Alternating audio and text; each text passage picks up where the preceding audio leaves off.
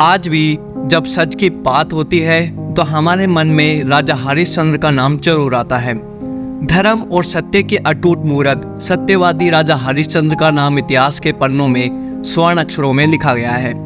एक राजा जिसने सत्य की राह पर चलते हुए अपने राज्य, अपनी संपत्ति और अपने परिवार को दांव पर लगा दिया।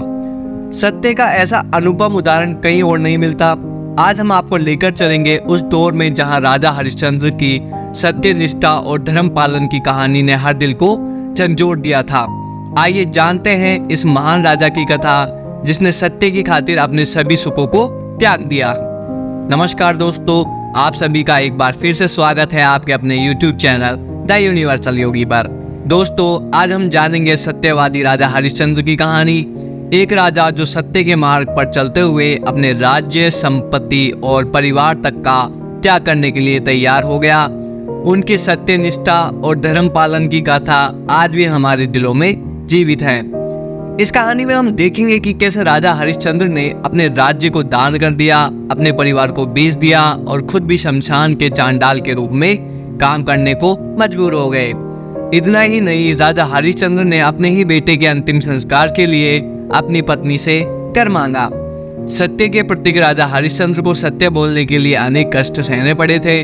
ये कहानी हमें सिखाती है कि सच्चाई की राह पर चलना कभी आसान नहीं होता, लेकिन इसका फल हमेशा महान होता है। दोस्तों, आइए शुरू करते हैं आज की ये दिल छू लेने वाली कहानी। राजा हरिश्चंद्र धर्मपरायण, सच बोलने और वचन पालन के लिए मशहूर थे। वे भगवान राम के पूर्वज थे। इतिहास में महाराज हरिश्चंद्र के जैसा राजा आज तक कोई नहीं हुआ है। राजा हरिश्चंद्र अयोध्या के प्रसिद्ध सूर्यवंशी राजा सत्यव्रत के पुत्र थे। इनकी पत्नी का नाम तारामती था और पुत्र का नाम रोहित था। राजा हरिश्चंद्र हर हाल में सच का साथ देते थे, जिसकी वजह से उनकी कीर्ति चारों ओर फैली हुई थी। उनकी कीर्ति से देवताओं के राजा इंद्र को भी जलन हो रही थी। इसलिए इंद्र ने महर्षि विश्वामित्र को हरिश्चंद्र की परीक्षा के लिए उकसाया। उनकी प्रसिद्धि के बारे में ऋषि विश्वामित्र ने भी सुना था और उन्होंने स्वयं राजा की परीक्षा लेने के बारे में सोचा। महर्षि विश्वामित्र ने राजा हरिश्चंद्र को अपने योग बल से ऐसा सपना दिखलाया कि राजा सपने में ऋषि को पूरा राज्य दान में दे रहे हैं। सुबह जब हरिश्चंद्र अपने दरबार में गए तो उनसे मिलने 1100 ब्राह्मणों के साथ महर्षि विश्वामित्र वहां आ गए। राजा हरिश्चंद्र ने महर्षि विश्वामित्र का स्वागत जोर शोर से किया। अब राजा हरिश्चंद्र ने महर्षि विश्वामित्र को रात में आए हुए सपने की बात बताई और अपना राज्य उन्हें सौंप दिया। बाद में राजा हरिश्चंद्र ने सभी ब्राह्मणों को भोजन करवाया और दक्षिणा देने लगे। राजा जब दक्षिणा देने लगे तब ऋषि ने कहा कि तुम पहले ही अपने राजपाट के साथ साथ अपना राजकोष भी दान में दे चुके हो। भोजन करने के बाद सभी 1100 ब्राह्मणों को दक्षिणा में कम से कम एक स्वर्ण की मुद्राएं तो देनी होगी, अन्यथा तुम पाप के भागीदारी बनोगे। राजा हरिश्चंद्र ने विश्वामित्र को अपने राजकाट के साथ साथ राजकोष भी दान दे दिया था। अब उनके पास देने के लिए कुछ भी नहीं बचा था। विश्वामित्र को दान में मांगी हुई स्वर्ण मुद्राएं देने के लिए राजा ने अपनी पत्नी और पुत्र को एक पंडित के यहाँ बेच दिया। अपनी पति के धर्म की रक्षा के लिए पत्नी तारामती और पुत्र रोहित दोनों ने साथ दिया और दोनों पंडित के साथ चले गए। फिर भी राजा स्वर्ण मुद्राएं हासिल नहीं कर सके, इसलिए उन्होंने खुद को भी बेच दिया और सोने की सभी मुद्राएं विश्वामित्र को दान में दे दी। इस तरह राजा ने अपना वचन पालन और अपनी मर्यादा को निभाया। राजा हरिश्चंद्र ने खुद को एक शमशान के चंडाल के वहां बेचा था, जो शवदाह के लिए आए मृतक के परिजन से कर लेकर उन्हें अंतिम संस्कार करने देता था। चांडाल के सेवक होकर राजा हरिश्चंद्र शमशान घाट की चौकीदारी करने लगे। राजा हरिश्चंद्र अब शमशान में ही रहने और सोने लगे। मुर्दे के साथ आने वाले चावल और पिंड को खाकर हरिश्चंद्र अपना पेट भरने लगे। शमशान में अंतिम क्रिया के लिए आने वाले लोगों से कर वसूलना और कफन के कपड़ों को हटाना हरिश्चंद्र का काम था। दूसरी ओर पंडित जी ने रोहित को पुष्प लाने के लिए बगीचे में भेजा। वहां रोहित को एक काले नाग ने डस लिया और रोहित की वहां पर मृत्यु हो गई। तारा अपने पुत्र के अंतिम संस्कार के लिए उसे उस शमशान में लेकर आई जहां पर राजा हरिश्चंद्र थे।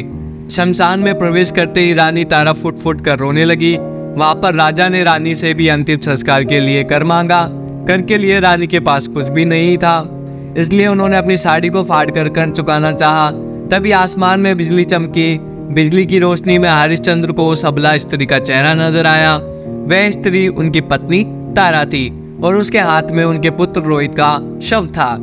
अपनी पत्नी की यह दशा और पुत्र के शव को देखकर हरिश्चंद्र अंदर से पूरी तरह हिल गए और भावुक हो गए। उस दिन उनका एकादशी का व्रत भी था और उनकी आंखों में आंसू भरे थे, लेकिन फिर भी वह अपने कर्तव्य की रक्षा के लिए आतुर थे। उन्होंने अपनी पत्नी से भारी मन से कहा कि मैं यहाँ सेवक हूँ और मैं अपने मालिक के साथ किसी भी प्रकार का धोखा नहीं कर सकता। आपको अपने बेटे के अंतिम संस्कार के लिए कर चुकाना होगा। जिस सत्य की रक्षा के लिए उन्होंने अपना महल, राजपाट तक त्याग दिया, स्वयं और अपने परिवार को बेच दिया, आज यह उसी सत्य की रक्षा की घड़ी है। जैसे ही रानी अपनी साड़ी फाड़ने चली, ठीक उसी समय आकाशवाणी हुई और स्वयं भगवान नारायण प्रकट हुए और उन्होंने राजा से कहा, हरिश्चंद्र, तुम परीक्षा में सफल हुए। तुम एक सच्चे सत्यवादी राजा हो। तुम इतिहास में अमर रहोगे। हम सब देवता मिलकर तुम्हारी सत्यनिष्ठा, कर्तव्य निष्ठा और धर्म की परीक्षा कर रहे थे, जिसमें तुम सफल हो गए। तुम्हारा पुत्र रोहित मरा नहीं है। महर्षि विश्वामित्र ने अपने योग बल से उसे बेहोश किया था और तुम जो चांडाल के यहाँ काम कर रहे हो, वो स्वयं चांडाल के रूप में साक्षात धर्मराज थे। इतने में ही रोहित जीवित हो उठा और ईश्वर की अनुमति से विश्वामित्र ने भी हरिश्चंद्र का राजपाट उन्हें वापस लौटा दिया। महर्षि विश्वामित्र ने महाराजा हरिश्चंद्र को आशीर्वाद दिया और शमशान में ही देवताओं ने राजा हरिश्चंद्र और रानी तारामती पर पुष्प की वर्षा की। हरिश्चंद्र फिर अयोध्या में लंबे समय तक सत्य धर्म का राज चलाते रहे और अपने अंत समय में अपने बेटे रोहित को राज्य देकर वे स्वर्ग सिधार गए। दोस्तों, ये थी राजा हरिश्चंद्र की कहानी। इस कहानी से हमें यह सीख मिलती है कि इंसान को किसी भी परिस्थिति में सच का साथ नहीं छोड़ना चाहिए। इस कहानी को ज़्यादा से ज़्यादा शेयर करें, साथ ही इसे अपने बच्चों को भी सुनाएं ताकि उन्हें सच बोलने की आदत बने।